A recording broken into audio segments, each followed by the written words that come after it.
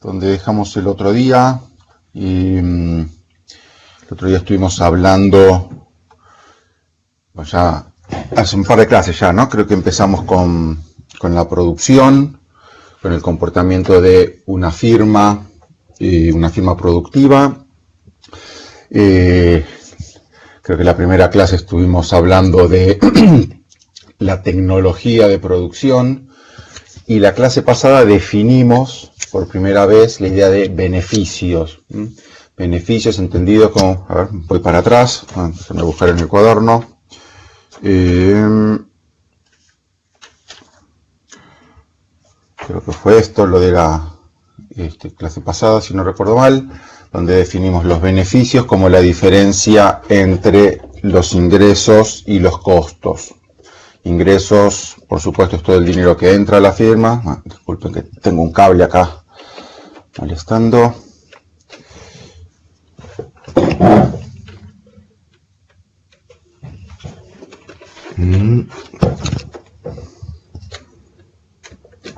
Bueno, ahí está, estamos mejor.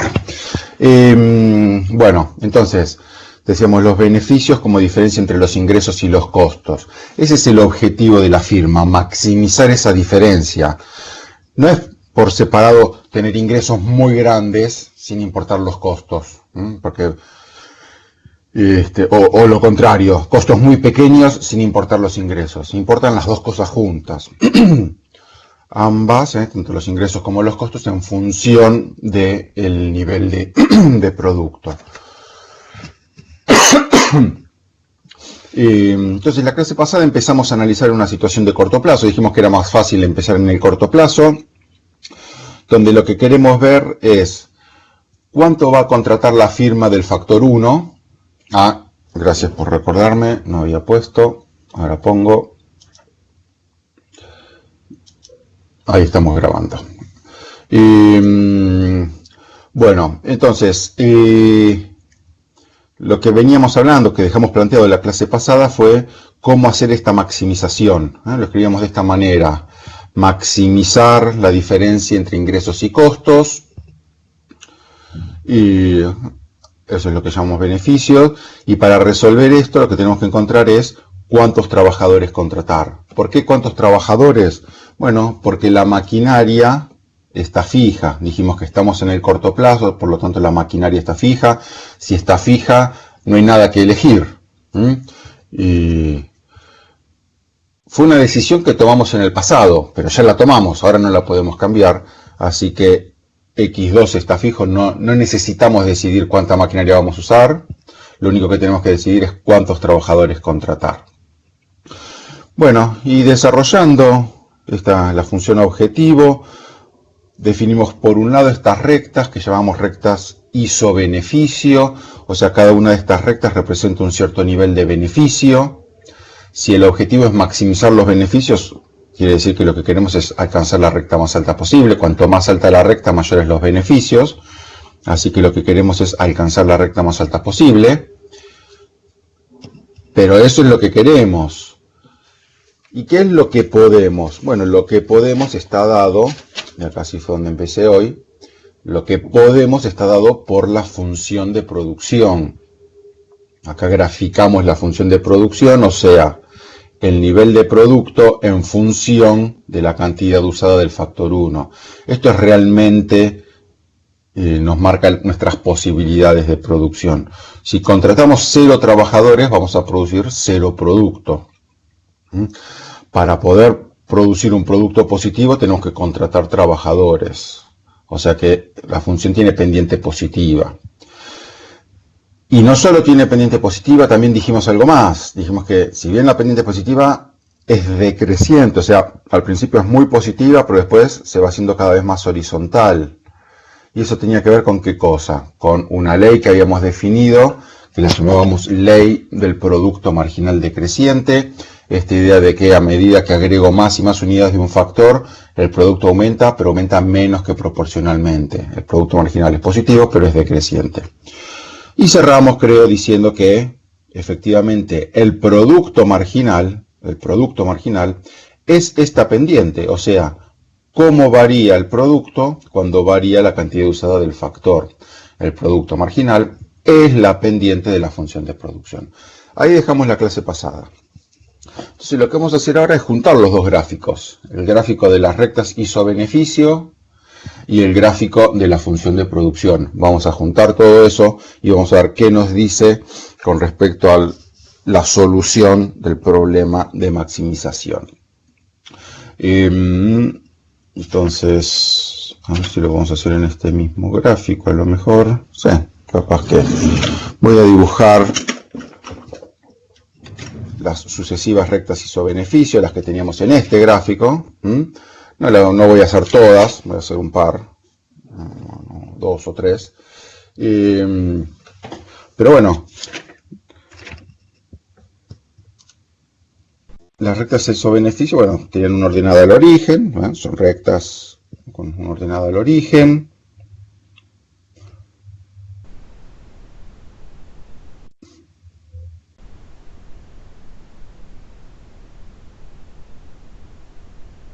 Ahí hice 3, podría haber hecho más. Bueno, deberían ser paralelas entre sí. Alguna me quedó ahí un poquito, no sé si del todo recta, pero en fin.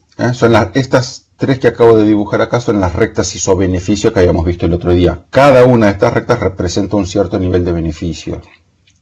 Y dijimos que nuestro objetivo, habíamos hecho una flechita que indicaba que nuestro beneficio era tratar de alcanzar la recta más alta posible. Bueno, si empezamos justamente de estas 3 rectas, la más alta que hemos dibujado, bueno, esta de acá arriba, de las 3 rectas representa el nivel de beneficios más alto, pero el problema es que está completamente fuera de nuestras posibilidades de producción. Está completamente por arriba de nuestra función de producción, o sea que no hay forma de que lleguemos a una combinación de trabajo y producto que nos permita tener el nivel de beneficios representado por esta recta. Es una recta demasiado alta, es un nivel de beneficios demasiado alto, un nivel de beneficios que está fuera de nuestro alcance. No podemos llegar a tener ese nivel de beneficios tan alto. Por otra parte, vámonos al extremo opuesto, a la recta más baja. ¿Podríamos tener este nivel de beneficios? Sí, por ejemplo acá, pero en realidad tampoco sería una decisión correcta para nosotros, porque, a ver, con este nivel de trabajo, podemos obtener este nivel de producto y por lo tanto podríamos tener este nivel de beneficio. Ahora, si contratamos esta cantidad de trabajadores, podemos producir mucho más. ¿Para qué nos vamos a limitar? Podemos producir mucho más que esto.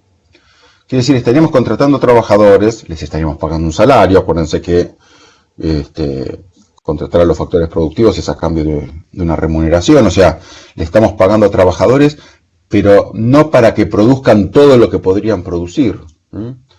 Evidentemente, si contratamos un cierto número de trabajadores es para que produzcan el máximo posible. O sea que esta recta, si bien podríamos producir en este nivel de beneficios, no sería la decisión óptima. Y bueno, la óptima, ya se dan cuenta, es la intermedia, que a propósito la hice, traté de hacerla tangente a la función de producción. La recta iso-beneficio la hice tangente a la función de producción. Entonces, así tengo acá. Bueno, no tengo una goma para borrar, así que no voy a... Ah, sí, acá está. Entonces voy a borrar esta recta iso-beneficio, que es muy baja, no me interesa. También voy a borrar la más alta, es demasiado alta, tampoco me interesa. Me quedo solamente con la recta iso-beneficio, que es tangente a la función de producción. Entonces marcamos el punto de tangencia. Y en este punto de tangencia, ¿qué tenemos? Bueno, vamos a tener cuántos trabajadores tenemos que contratar y cuánto producto vamos a producir. Vamos a ponerle un asterisco que nos indica que esos son los niveles óptimos. ¿Cuántos trabajadores tenemos que contratar?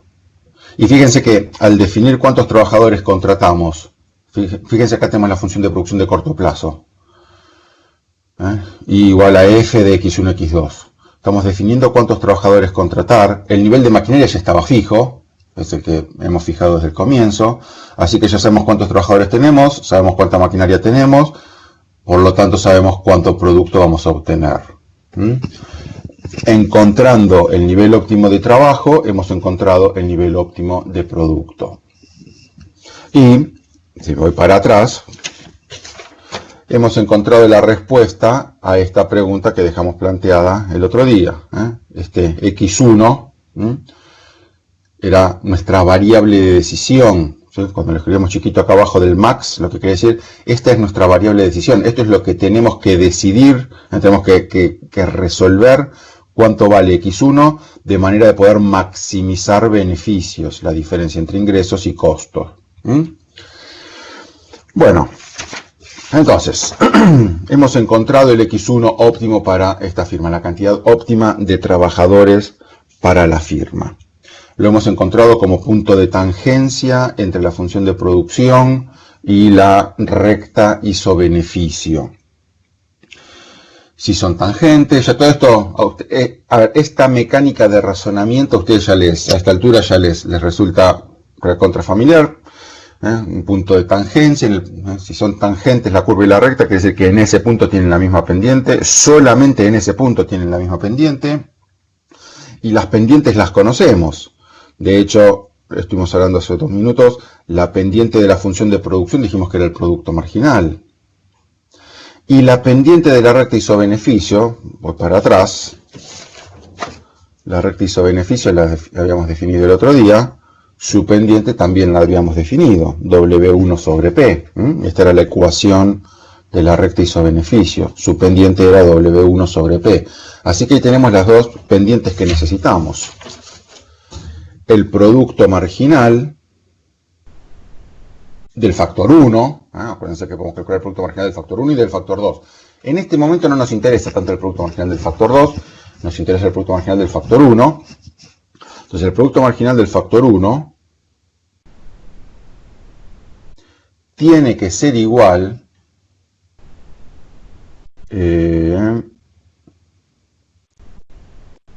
a W1 sobre P.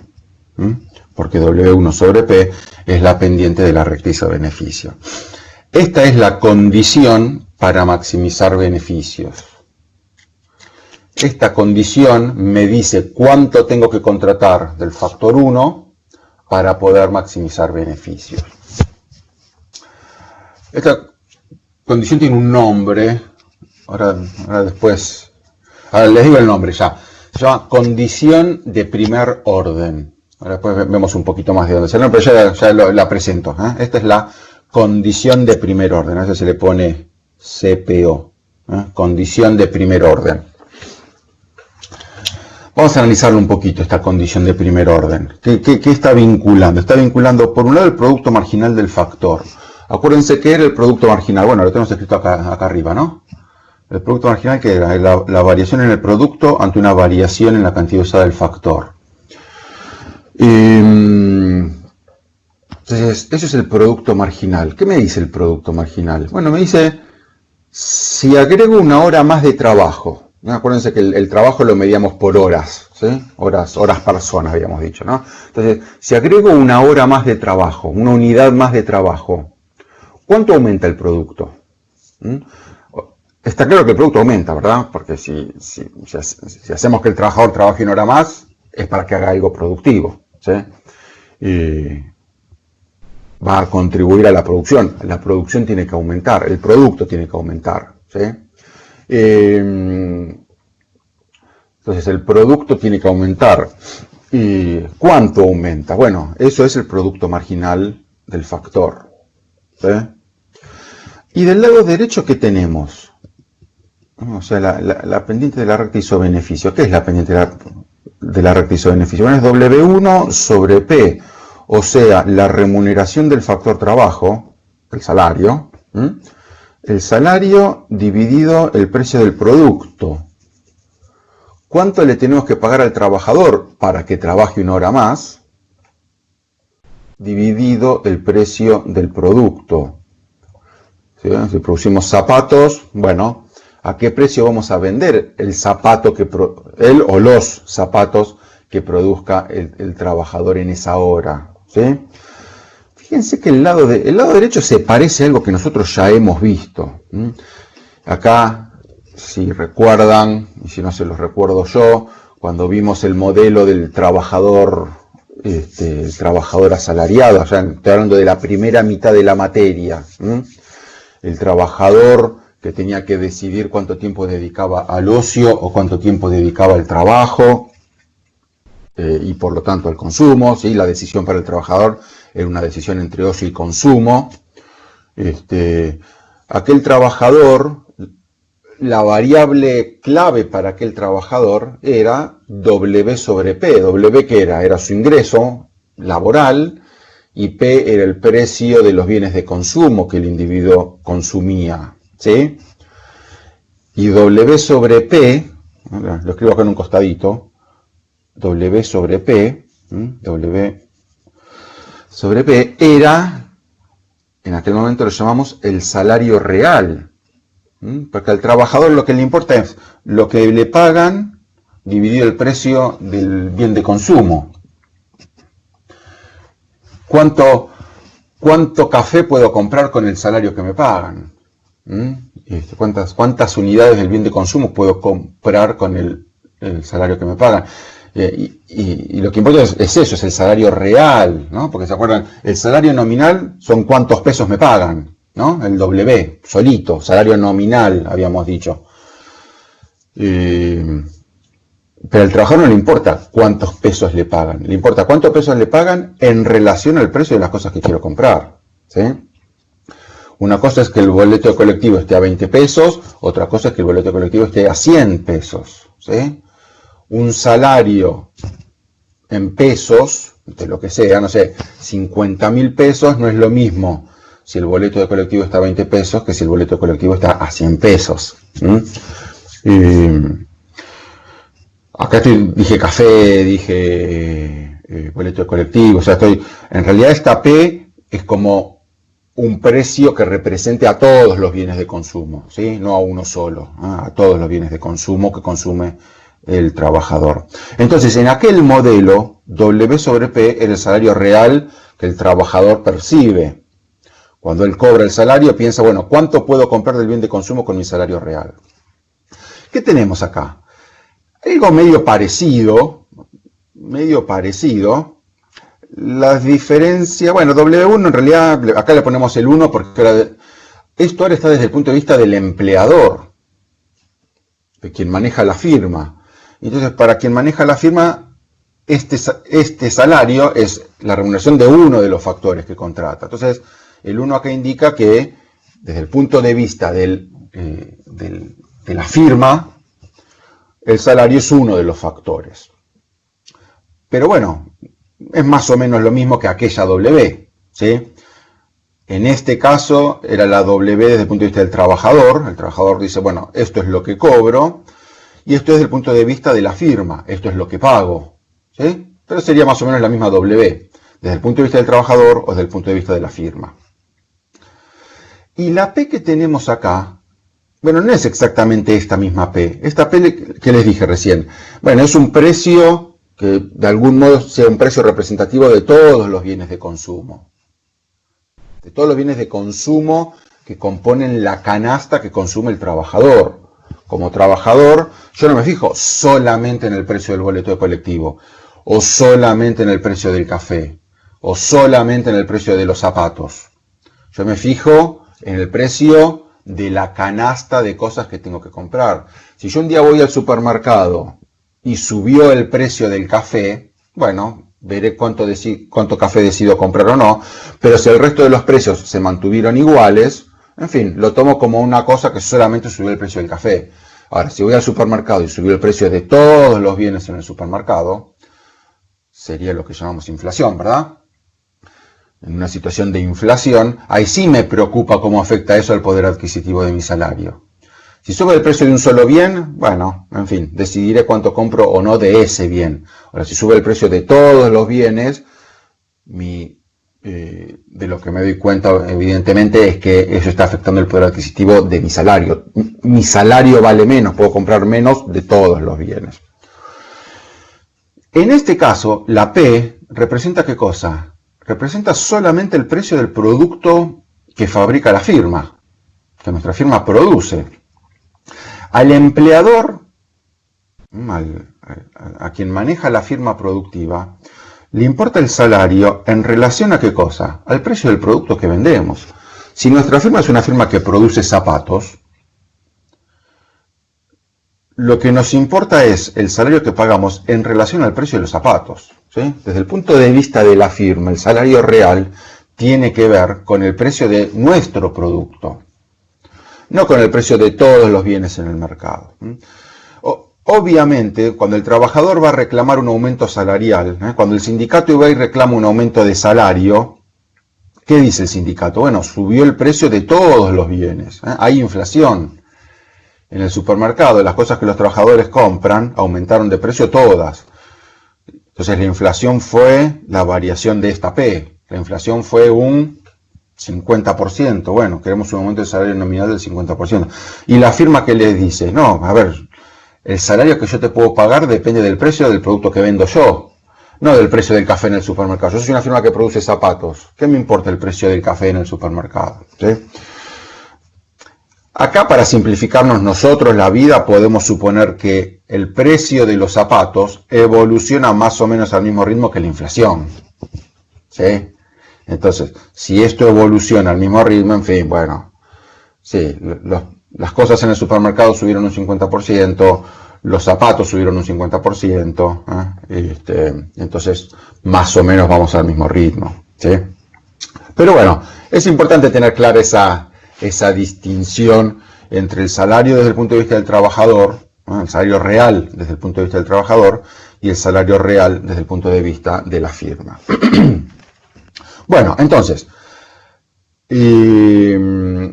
la condición que nos quedó acá, esta condición de primer orden, vincula el producto marginal del trabajo con el salario real, por supuesto, del trabajo. Sí, el salario real, por supuesto, que es del trabajo. Y bueno, nos dice que tienen que ser iguales. El salario real tiene que igualarse al producto marginal del factor. Y esto es una especie de conclusión muy importante en economía. Que puede ser que se cumpla o puede ser que no. Y ya acá estoy empezando a asomarme un poquito algunas cuestiones que vamos a desarrollar más adelante, pero esto empieza a asemejarse a una idea, que es la idea de competencia perfecta. No la quiero desarrollar mucho ahora porque tenemos que avanzar un poquito más, pero a ver, probablemente ustedes ya han escuchado hablar de competencia perfecta. Y la idea de competencia perfecta es que cuando hay competencia perfecta, se cumplen ciertas condiciones en los mercados, que garantizan que el resultado que obtenemos es socialmente óptimo. O sea, es el mejor resultado posible para toda la sociedad. En este sentido, para los economistas, la competencia perfecta es buena. Es bueno que haya competencia perfecta. Cuanto más nos acerquemos al ideal de competencia perfecta, mejor. Entonces, vamos a hablar mucho de competencia perfecta más adelante y vamos a hablar también mucho de qué pasa cuando no hay competencia perfecta. Por ahora, lo que les quiero enfatizar es que esta condición se cumple en competencia perfecta. Si no hay competencia perfecta, esta condición probablemente no se va a cumplir. Pero por ahora estamos suponiendo que se cumplen las condiciones de competencia perfecta. ¿Y dónde? A ver, yo no hablé nunca hasta ahora de competencia perfecta, pero en realidad dije un par de cosas o una cosa en particular, que es una característica típica de la competencia perfecta, y es que las variables monetarias, en este caso el precio del producto, P, y la remuneración de los factores, en este caso, bueno, solamente la remuneración del trabajo, pero en fin, la remuneración, estas dos son variables monetarias, ¿verdad? Bueno, en competencia perfecta, las variables monetarias las fija el mercado, la competencia entre compradores y vendedores, entre oferentes y demandantes. No hay ningún agente económico individual que por sí solo puede influir en estos valores. Se fijan, si ustedes quieren, podemos decir, anónimamente en el mercado. Esa es una característica de la competencia perfecta, que es una condición bastante fuerte, y en muchas ocasiones puede no cumplirse la condición esta, y por lo tanto, eso nos lleva, que no se cumple la competencia perfecta, nos llevaría a que no necesariamente se cumpla esta condición. O sea que por ahora estamos un poco en este terreno medio idealizado de la competencia perfecta. En este terreno idealizado de la competencia perfecta, vamos a suponer que se cumple esta condición de primer orden. Bueno, analicemos un poquito más qué implica que se cumple esta condición.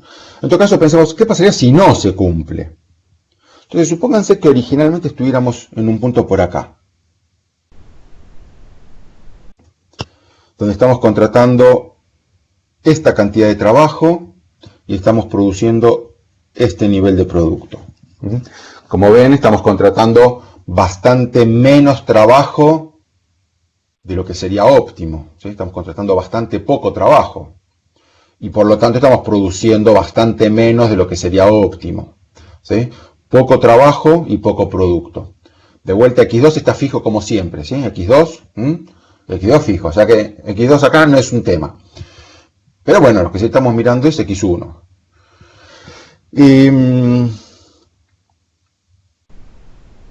¿Qué pasa con esta condición en ese punto? Bueno, claramente no se cumple. Por acá hay una recta isobeneficio.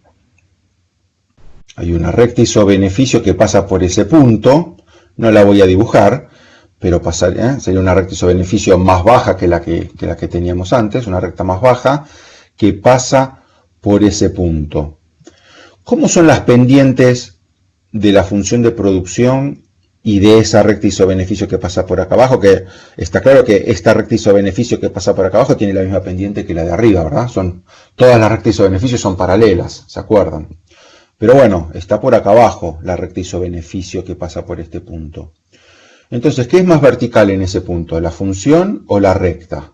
Bueno, claramente la función de producción es más vertical que la recta isobeneficio. O sea que en ese punto lo que estaría ocurriendo es que el producto marginal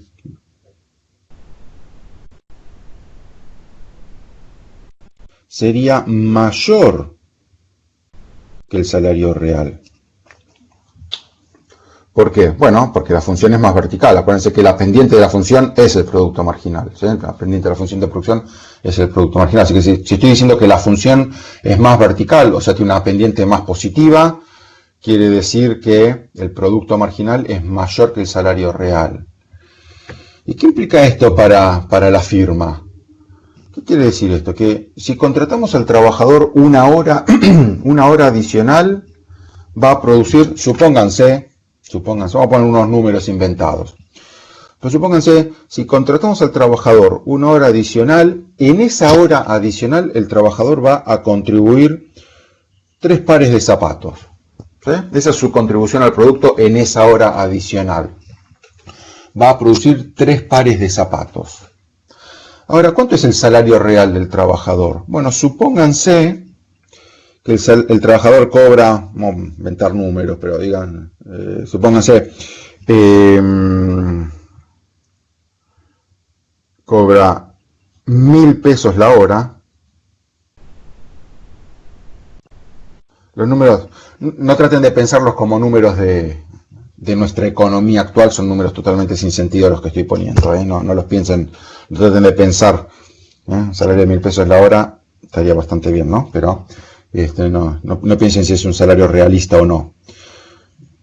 Y tampoco va a ser realista el precio de los zapatos que voy a poner. Supónganse que los zapatos están a 5 pesos No, discúlpeme, no. 5 pesos no. Porque quiero... no, justamente, 500. 500. 1000 dividido 500. Entonces, 1000 dividido 500 obviamente es 2. El producto marginal es 3. 3 es obviamente mayor. ¿Sí? Entonces, ¿qué quiere decir esto? Quiere decir, si contratamos al trabajador una hora adicional, en esa hora adicional va a producir 3 pares de zapatos. Ahora, lo que le pagamos al trabajador, puesto en, medido en unidades de zapatos, es 2. ¿Qué quiere decir este 2? Que el salario que le pagamos al trabajador equivale a 2 pares de zapatos. Es como si le dijéramos al trabajador, el trabajador trabaja, produce 3 pares de zapatos, produce 3 pares de zapatos, y cuando termina de trabajar le decimos, bueno, toma 2 pares de zapatos como remuneración por tu trabajo, por esta hora de trabajo. Fíjense, produjo 3, pero se lleva solamente 2. El tercer par de zapatos, el que sobra, entre comillas, digamos, es lo que le queda a la firma. ¿Es lo que le queda a la firma para qué? Para sus beneficios, ¿sí? Es beneficio. Obviamente al trabajador no le pagamos con zapatos, ¿no? Agarramos los zapatos que produce el trabajador, los vendemos, obtendríamos en este caso con 3 pares de zapatos, obtendríamos 1.500 pesos, y con los 1.500 pesos, ¿qué hacemos? 1.000 le pagamos al trabajador por su trabajo, y los 500 van a parar a nuestros beneficios, se suman a nuestros beneficios. O sea que, si estábamos en este punto, podíamos aumentar más nuestros beneficios. ¿Cómo podíamos aumentar nuestros beneficios? Bueno, diciéndole al trabajador que trabaje una hora adicional, aumentando la cantidad de trabajo, haciendo que el trabajador trabaje una hora adicional, produciendo 3 pares de zapatos en esa hora adicional, y por trabajar esa hora adicional solamente le teníamos que pagar 2 pares de zapatos, 1.000 pesos. El tercer par de zapatos, o sea, 500 pesos, es lo que se suma a nuestros beneficios.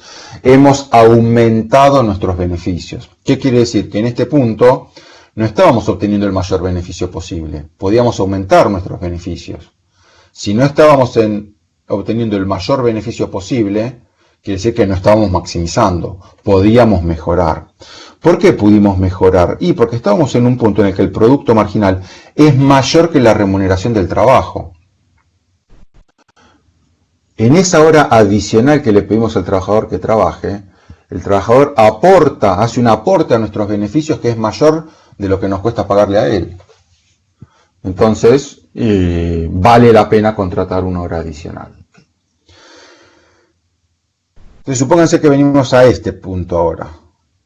¿Sí? Hemos aumentado la cantidad de trabajo, hemos aumentado el nivel de producto, pero todavía no llegamos al óptimo. O sea que fíjense que por acá pasa otra recta isobeneficio, más alta que la que habíamos hecho acá abajo, pero todavía no llegamos a la óptima. La recta sigue teniendo una pendiente menor a la función de producción.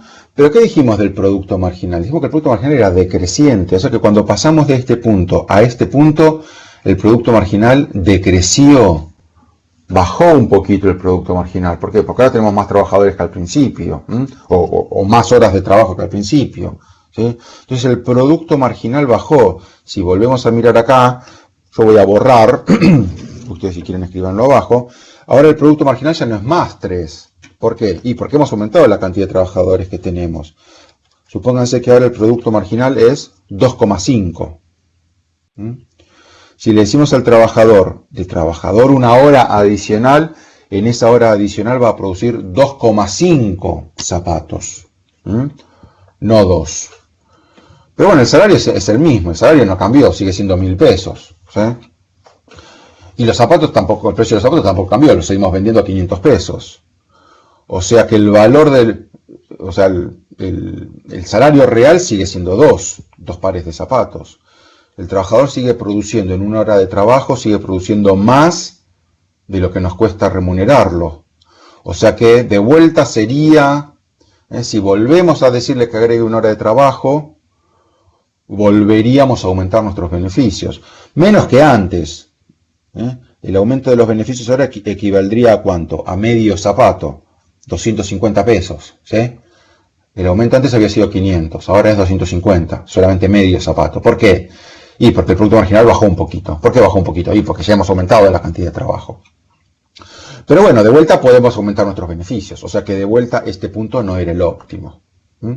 Y entonces volvemos a agregar una hora de trabajo y finalmente llegamos a este punto. Fíjense que el mismo razonamiento, pero al revés, sería si estuviéramos del lado opuesto, si arrancáramos por acá. Acá tenemos muchas horas de trabajo. ¿Qué pasa de ese lado? Bueno, nos fuimos tan del otro lado que ahora estamos en una situación en la cual, bueno, esto lo hice en... y lo voy a hacer acá al lado. Nos hemos ido al extremo opuesto, nos hemos ido a la situación en que el producto marginal es menor que el salario real. ¿Sí? De este lado, lo que ocurre es esto, nos fuimos muy del otro lado. ¿Qué pasa? Ya hemos incorporado tantas horas de trabajo, que el producto marginal bajó muchísimo. En cada hora adicional el trabajador produce muy poco adicional. ¿Por qué? Porque el producto marginal es decreciente y ya hemos incorporado tanto trabajo que el producto marginal bajó muchísimo. La pendiente de la función de producción acá es bastante horizontal, un producto marginal bastante bajo. Ahora, ¿cuánto cuesta pagarle al trabajador? Lo mismo que antes. El salario nominal no ha cambiado, porque acuérdense que el salario se fija en el mercado, no lo fijamos nosotros no le pagamos lo que queremos al trabajador. Hay un salario de mercado que lo tenemos que pagar. Y el precio de nuestros zapatos tampoco lo decidimos nosotros, ¿sí? Todo esto que estoy diciendo es competencia perfecta, ¿verdad? Los precios los fija el mercado, las variables monetarias las fija el mercado, el salario lo fija el mercado, el precio de nuestro producto lo fija el mercado. O sea que no importa que estemos en este punto o en este, estemos donde estemos, esos valores no cambian. La pendiente de la recta isobeneficio es siempre 2, 1000 dividido 500. Entonces, nos hemos ido a un punto en el cual lo que cada hora adicional de trabajo contribuye al producto es menor de lo que cuesta remunerarlo.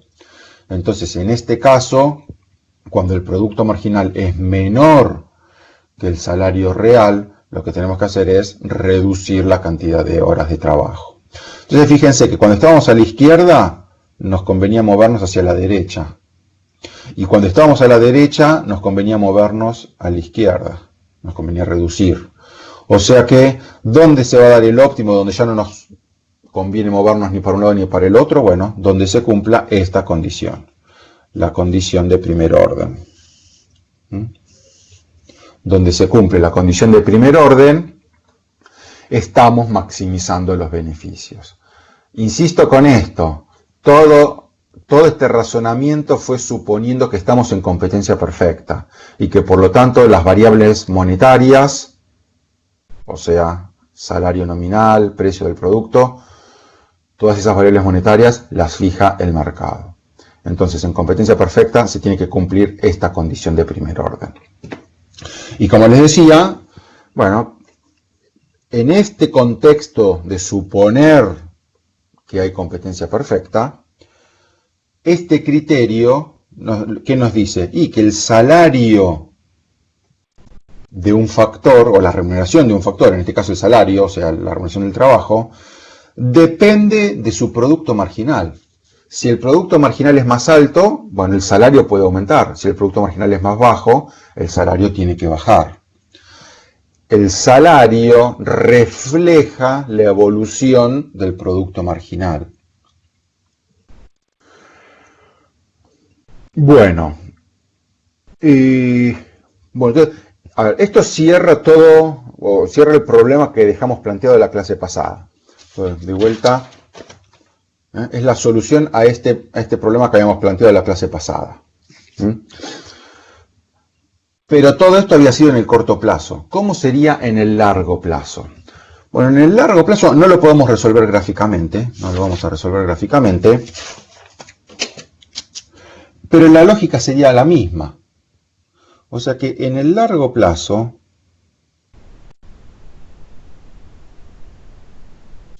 el problema ¿cómo sería? Queremos maximizar los beneficios que son iguales a ingreso menos costo. Déjenme ver cómo habíamos puesto el otro día, así lo copio igual. Ok. Y las variables de decisión ahora son x1, x2. Fíjense, ahí abajo del max ponemos x1, x2, chiquito, ahí. Porque, bueno, porque ahora nuestras variables de decisión son x1 y x2. ¿Por qué? Porque en el largo plazo tenemos que decidir las dos cosas. En el largo plazo tenemos que decidir cuántos trabajadores vamos a contratar, pero también tenemos que decidir cuánta maquinaria vamos a contratar. Porque en el largo plazo no hay nada fijo. En el corto plazo, x2 estaba fijo, entonces medio que nos olvidamos de x2, nos olvidamos de la cantidad de maquinaria. x2 era lo que era, no había mucho que decidir, así que solamente nos concentramos en x1. Acá tenemos, por decirlo de alguna manera, tenemos dos problemas ahora. Antes teníamos un solo problema, que era decidir x1. Ahora tenemos dos problemas. Tenemos que decidir x1 y también tenemos que decidir x2.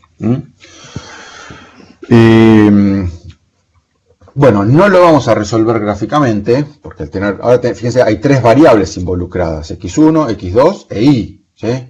Gráficamente es complejo de resolver, pero el razonamiento económico es muy similar. Y de hecho, vamos a ir ya directo a la solución. Se tiene que cumplir que el producto marginal del factor 1 tiene que ser igual a W1 sobre P, y el producto marginal del factor 2 tiene que ser igual a W2 sobre P. Y estas dos son lo que llamamos condiciones de primer orden. Condiciones de primer orden. Tenemos dos condiciones de primer orden. ¿Por qué? Porque tenemos dos factores productivos que decidir. Tenemos que decidir x1 y tenemos que decidir x2. Tenemos que decidir los dos factores, por lo tanto necesitamos dos condiciones de primer orden. Una condición de primer orden para el primer factor, producto marginal del factor 1, remuneración del factor 1, y una condición de primer orden para el factor 2, producto marginal del factor 2, remuneración del factor 2. O sea, la lógica es la misma. ¿Cuánto vamos a pagar por el alquiler de la maquinaria? Bueno, lo que paguemos por el alquiler de la maquinaria tiene que guardar una relación con qué tan productiva es la máquina. Si la máquina es muy productiva, valdrá la pena pagar mucho. Si la máquina es poco productiva, valdrá la pena pagar poco. Tiene que haber una relación entre lo que pagamos por la máquina y lo que la máquina produce. Así como antes habíamos dicho, tiene que haber una relación entre lo que le pagamos al trabajador y lo que el trabajador produce. ¿Por qué se llaman condiciones de primer orden? Bueno, porque también existen unas condiciones de segundo orden, ¿sí? Pero ¿por qué una es primera y otra es segunda? ¿Con qué tiene que ver el primero o el segundo? Bueno, tiene que ver con lo siguiente. Fíjense, esto es un problema de maximización, de maximizar. Es un problema de optimización, como los que se resuelven en análisis matemático, ¿sí?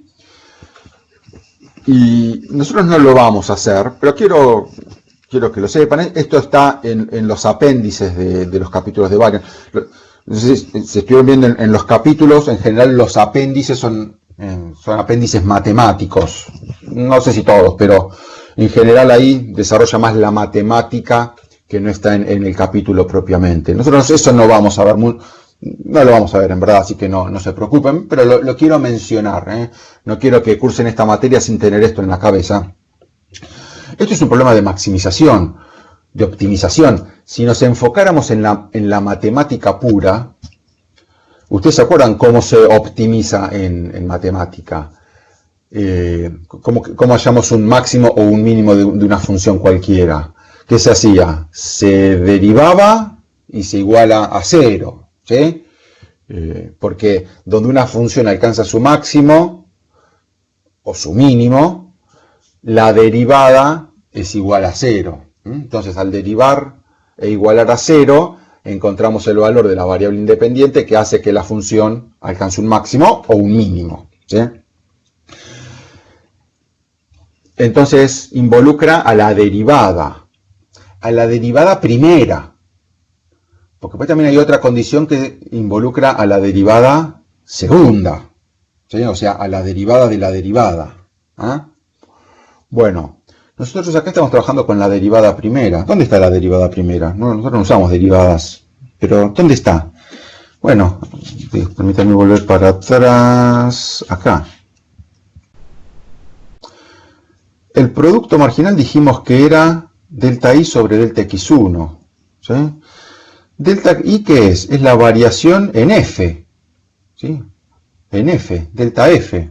Es la variación en la función, que es función de x1 justamente, ¿sí?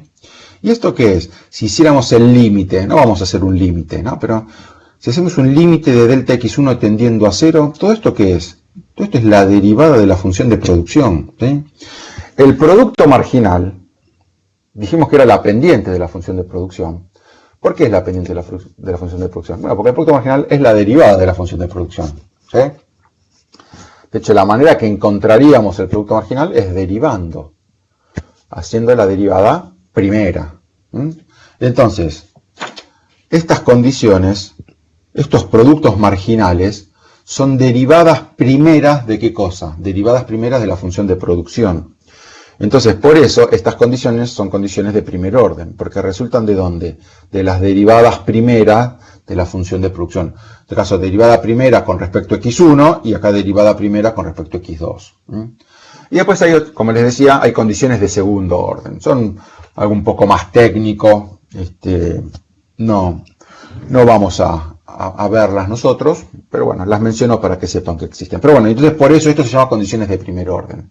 Y por eso, si uno analiza este problema con un enfoque más matemático, se resuelve haciendo derivadas, derivando la función en este caso la función de beneficio en realidad, no la función de producción. Lo que pasa es que la función de producción está adentro de la función de beneficio. Pero en fin, me extendí un poquito más allá de lo que nosotros necesitamos, nos alcanza a tener las condiciones de primer orden. Bueno, entonces vuelvo para atrás. Así como acá encontramos x1 asterisco en el corto plazo, en el largo plazo vamos a encontrar tanto x1 asterisco como también x2 asterisco. ¿Sí? Las dos. No solamente la cantidad óptima de trabajo que vamos a contratar, también la cantidad óptima de maquinaria. Necesitamos ambas. Cantidad óptima de trabajo, cantidad óptima de maquinaria. Ahora, vuelvo un poquito para atrás, cuando estamos en la situación de corto plazo, ¿no? Que acá habíamos encontrado justamente x1 asterisco. x2 estaba fijo, así que lo único que encontrábamos era x1 asterisco. ¿Cómo lo encontramos? Bueno, lo encontramos con esta condición de primer orden, ¿sí? Igualando el producto marginal con lo que llamamos salario real.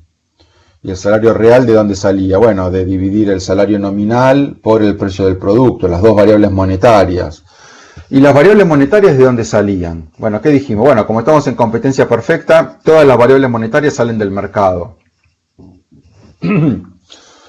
Nosotros como firma productiva no podemos decidir ni lo que le pagamos al trabajador, porque le tenemos que pagar el salario de mercado, ni el precio al que vendemos nuestro producto, porque lo tenemos que vender al precio de mercado. O sea que todo esto son datos para nosotros, ¿sí? W1 es un dato y P es un dato, ¿sí? Datos que los fija el mercado. Ahora, obviamente, así como el salario fijó el salario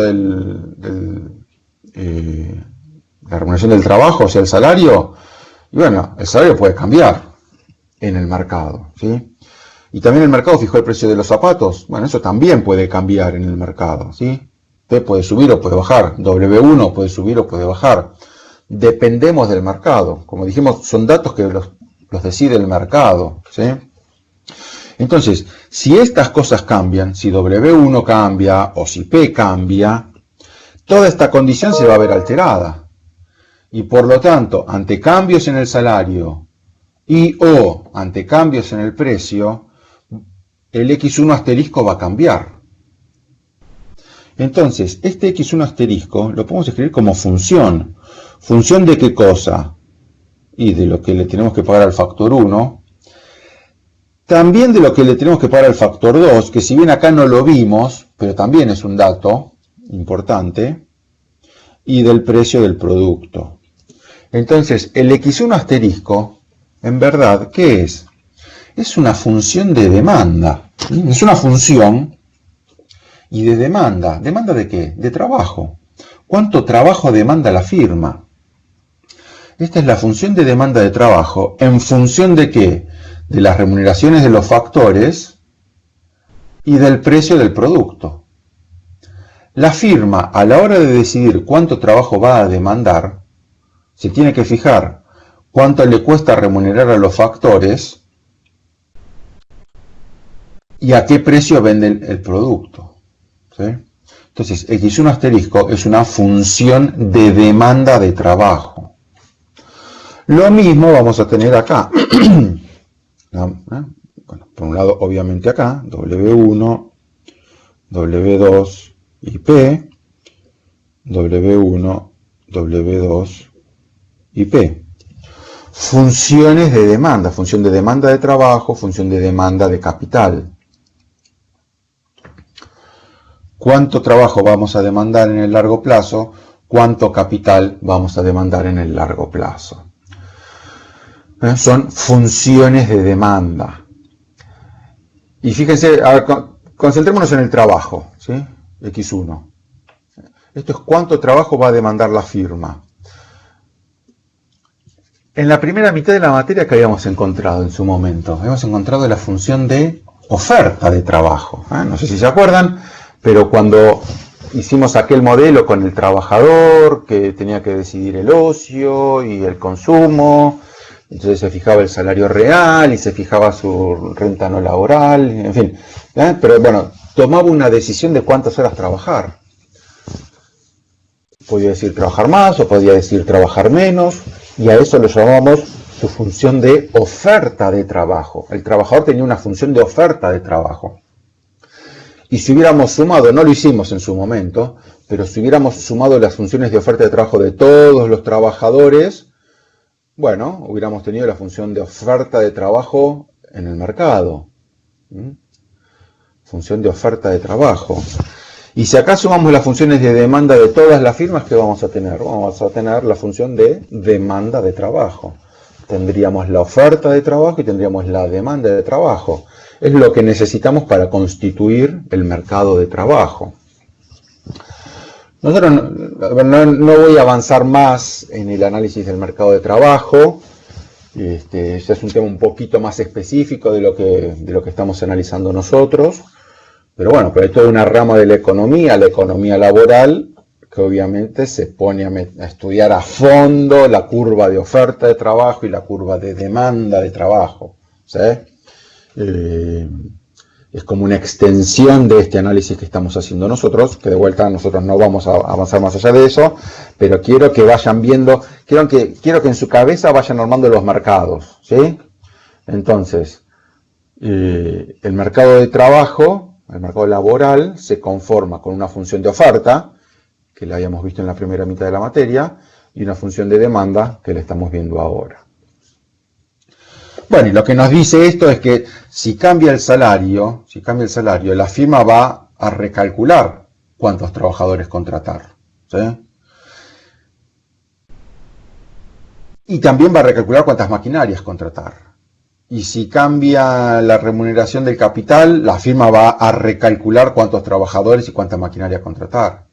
Y si cambia el producto del trabajo, el precio del... disculpame, dije cualquier cosa ahí. Y si cambia el precio del producto, si cambia P, el precio del producto, ¿no? O sea, el precio de los zapatos que vendemos nosotros, si cambia el precio del producto, la firma también va a recalcular cuánto trabajo contratar y cuánta maquinaria contratar. A ver, ahí alguien hizo una pregunta. Ok. Bueno, Catalina, parece que los demás siguen viendo. Bueno,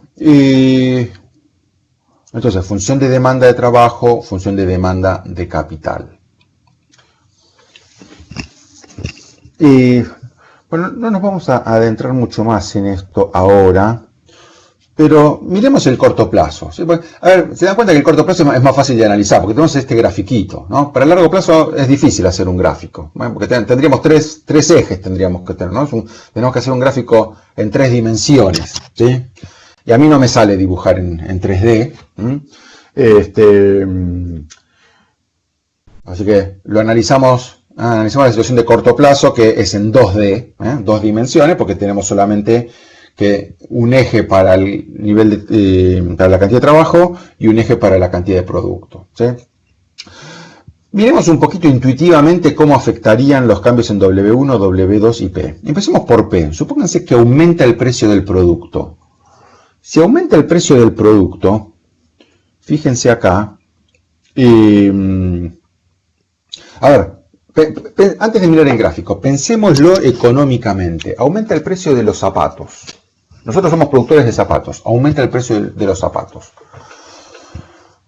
¿Por qué aumentó el precio de los zapatos? Bueno, supongan, a ver, en un análisis de oferta y demanda, ¿qué diríamos? ¿Por qué puede subir el precio de los zapatos? Y porque hay más demanda de zapatos, ¿sí? Supónganse, se puso de moda usar zapatos, ¿sí? Aumenta la demanda de zapatos. Hay más demanda de zapatos y el precio de los zapatos sube. Para nosotros como productores de zapatos, ¿esto es una buena o una mala noticia? Bueno, es claramente una buena noticia, ¿sí? Nosotros vendemos zapatos. Si sube el precio de los zapatos, es bueno. Si hay más gente que quiere usar zapatos, es una buena noticia, ¿sí? Está claro, ¿verdad? Todo lo contrario sería si se pone de moda usar zapatillas y nosotros producimos zapatos. Eso sería malo para nosotros. Habría menos demanda, bajaría el precio de los zapatos. Sería una mala noticia para nosotros.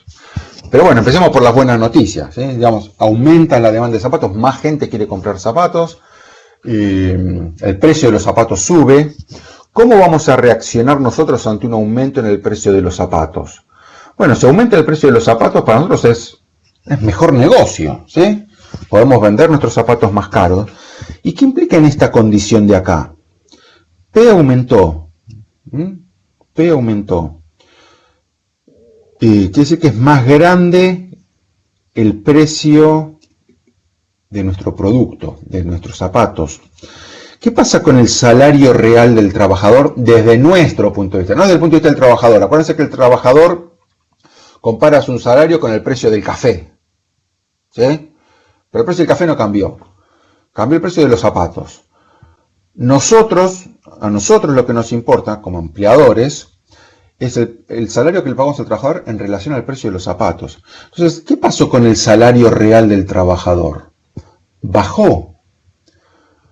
¿Cuánto me cuesta pagarle al trabajador? Me cuesta menos que antes.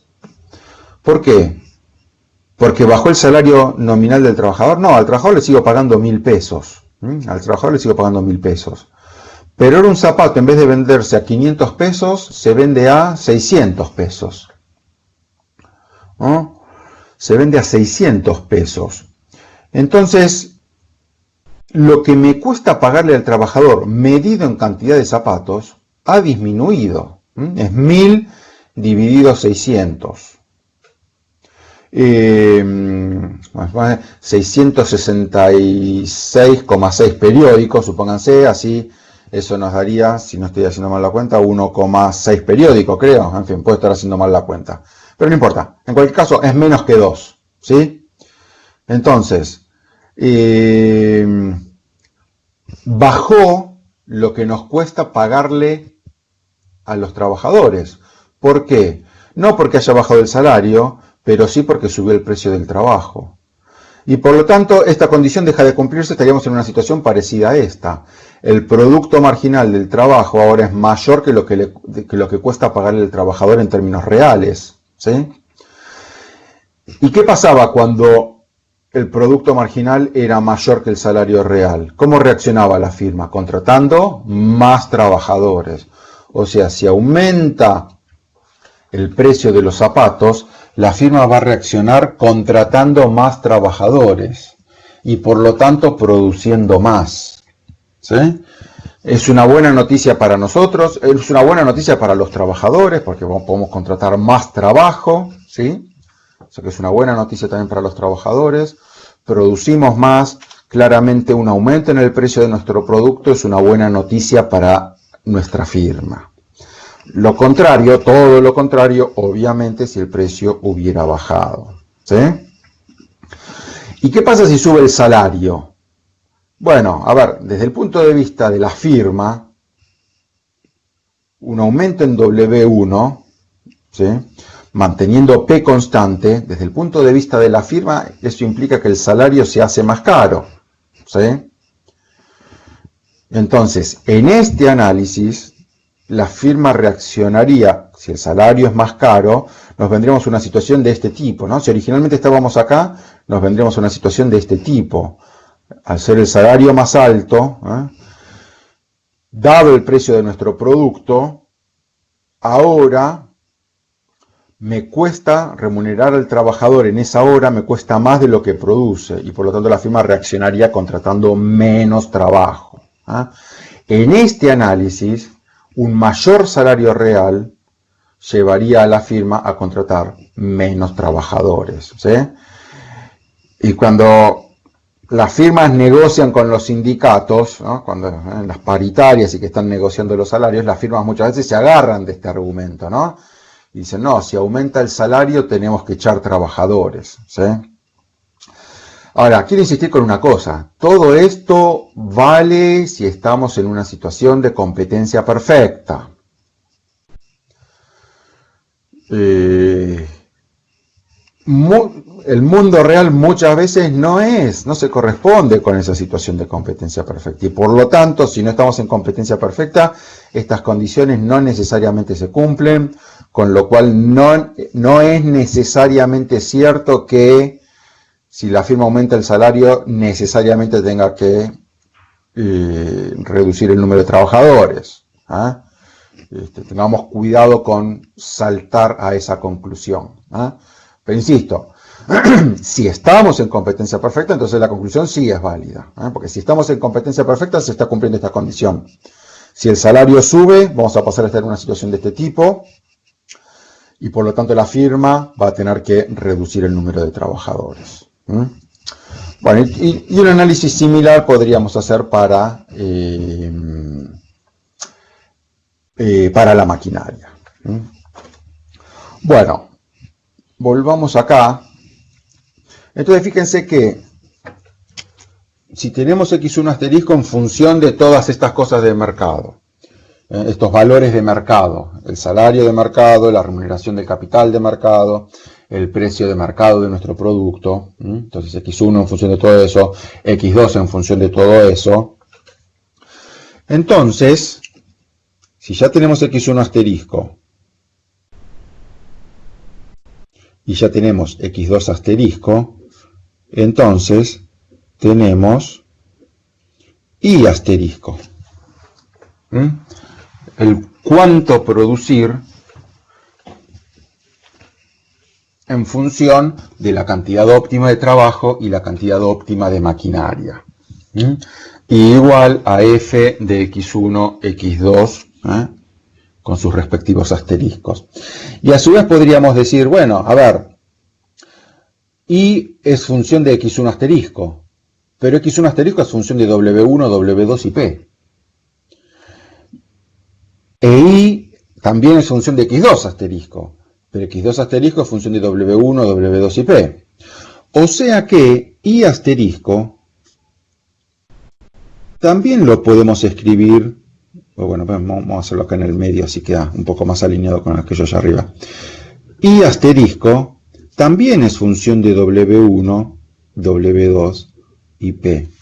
O sea, si cambian estas cosas, la firma también va a cambiar la cantidad de producto. Por ejemplo, hace un ratito que estábamos diciendo, bueno, que si P aumenta, entonces podemos contratar más trabajadores, y si contratamos más trabajadores vamos a producir más. Bueno, si P aumenta, y asterisco va a aumentar. Después que dijimos, bueno, si el salario aumenta, la firma va a contratar menos trabajadores y por lo tanto va a producir menos. Bueno, entonces si W1 aumenta y disminuye.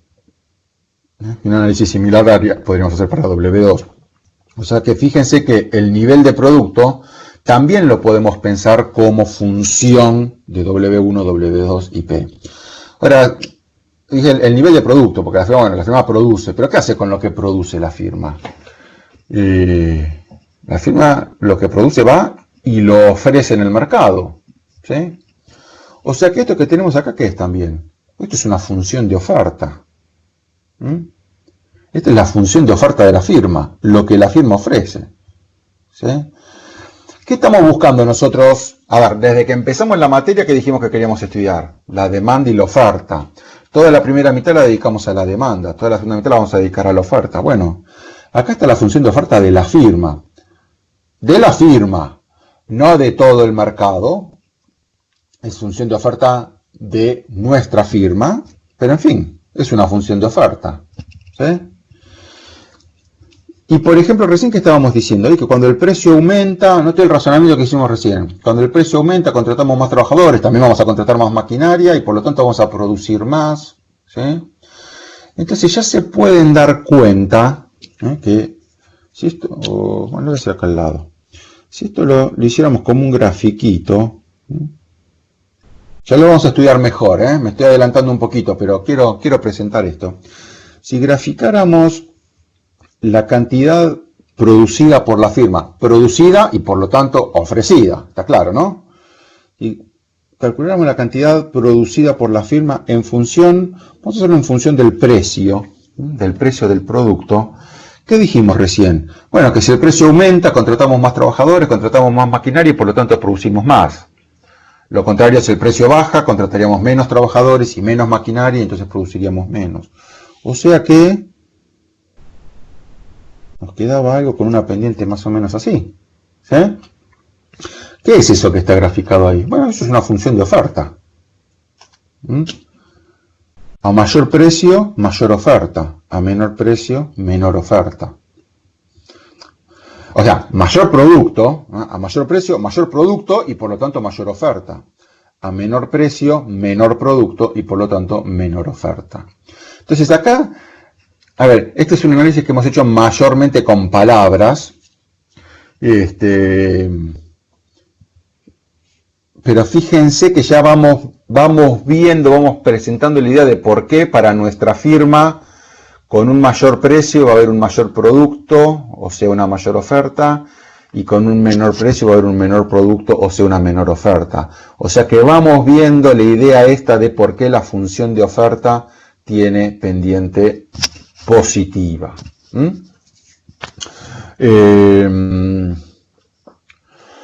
Bueno, creo que por hoy vamos a dejar acá. Sí, hoy dejamos acá. La próxima clase nos vamos a meter con los costos, ¿no? Vamos a analizar en más detalle los costos de la firma. Pero hoy terminamos acá. Los exámenes me falta poquito para terminarlos, así que calculo que en estos próximos 2-3 días los termino. Si los termino antes del viernes, les mando un mail para que ustedes puedan acceder ya. La forma de acceder, ya saben, es como lo habían hecho anteriormente, entrando con el mismo link. Pero bueno, todavía me falta ver algunos, espero terminarlos pronto. Bueno, es todo por hoy. ¿Alguna pregunta de esto o de lo que sea, en verdad?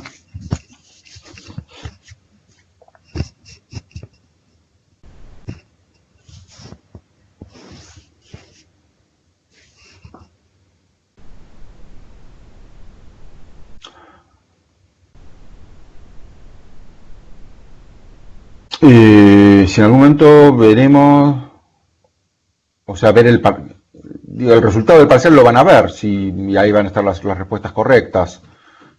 Si tienen alguna pregunta alguna pregunta puntual me pueden preguntar. Digo, no vamos a rever todas las preguntas del parcial, pero bueno, si hay alguna pregunta que después te te queda alguna duda, pero lo puedes preguntar acá y lo vemos todos juntos. Sí, por eso, bueno, si tenés alguna duda, después me decís cuando veas el resultado. Muy bien. Bueno, listo, terminamos entonces. Les mando un saludo, que tengan buena semana y seguimos el viernes.